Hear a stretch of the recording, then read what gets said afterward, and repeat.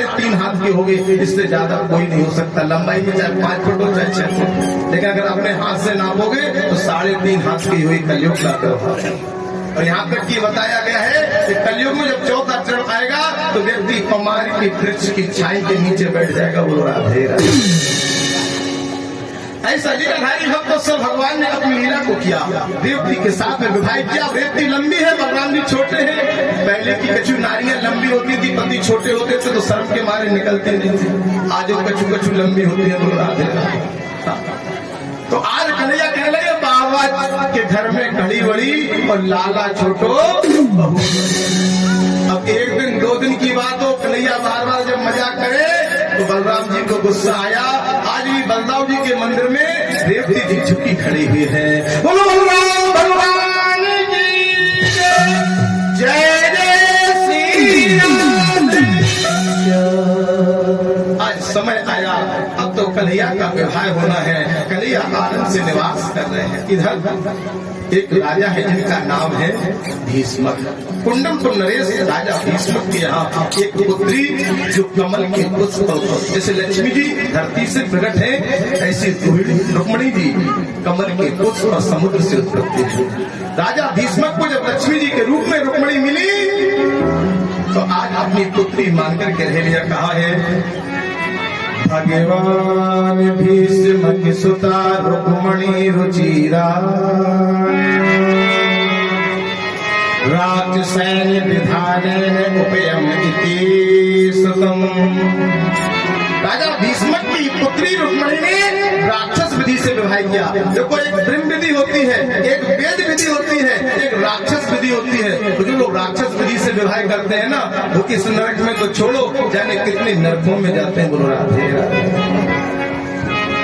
आज जैसी मेरे परमात्मा ने कहा रुक्मणी ने, आज और क्या कहा है कि रुकुम गज रुकुम रथ रुकुम बाहु अनंतिरा रुकुम केशो रुकुम वाली रुक्मणी सासती। आज राजा भीष्मक के 5 पुत्र हैं और 1 कन्या है। क्या पुत्र हैं? 5 पुत्र हैं और 1 कन्या है। 5 पुत्र रुक्मी, रुकुम गज, रुकुम बाहु, रुकुम अनंत और रुक्मणी की 1 कन्या के रूप में है।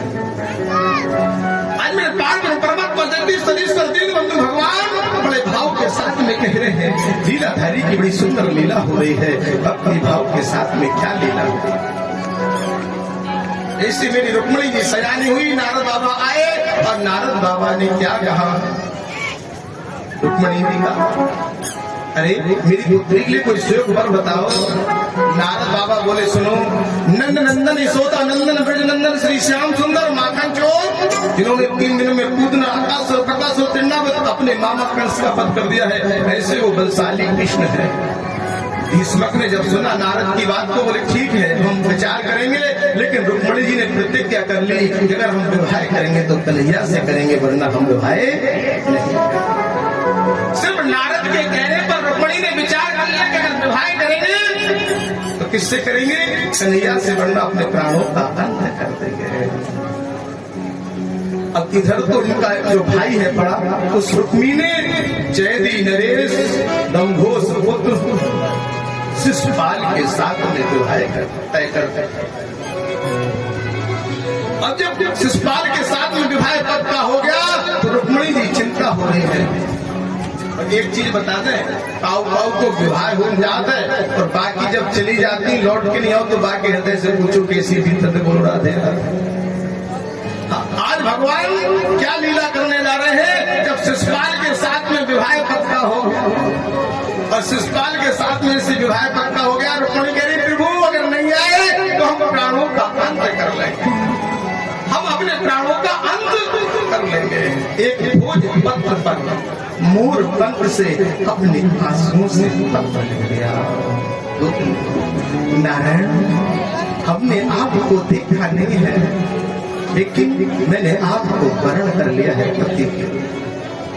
मैं आपको नहीं जानती नंदनंदन श्री श्याम, लेकिन सुना ही कि आप दयालु होता है कि जिसने अपनी सौंप दी और तुम्हें हाथों दो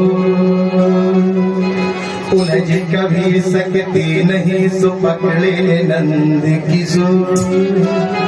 हमें चिंता नहीं उनकी, उन्हें चिंता हमारी है, जो रक्षक चक्र सुदर्शन हरि है। हमें संसार की चिंता नहीं है। जब कई समय गुरु ने कहा बड़े भाव से, उसकी लीला अद्भुत हुई, पर अद्भुत लीला का क्या प्रभाव है? मेरे गोविंद ने बड़े भाव से पत्र लिया। एक सुदेव नाम का ब्राह्मण आया, कहा मेरे पिता तो ले आप इस पत्र को मेरे कन्हैया दौड़कर भीष्म के पास भेज। ब्राह्मण ने सोचा राजा की पुत्री अगर हम पत्र लेकर के आएंगे राजा को पता लगेगा। लक्ष्मी जी समझ गई ब्राह्मण को लोभ है, 5 मोहरे दान में दे दिया, वरदान दे दिया, जहां भी पालीवाल गोत्र के ब्राह्मण होंगे उन्हें लक्ष्मी की कभी कमी नहीं होगी। सुदेव नाम की पालीवाल गोत्र के ब्राह्मण को रुक्मिणी ने आशीर्वाद। ब्राह्मण ने पत्र लिया, पत्र लेकर के चल दिए और जैसे पहुंचे बोले द्वारकापुरी। भगवान उधर से छोटे से रूम में दरवाजे पर आकर के खड़े हो जाते।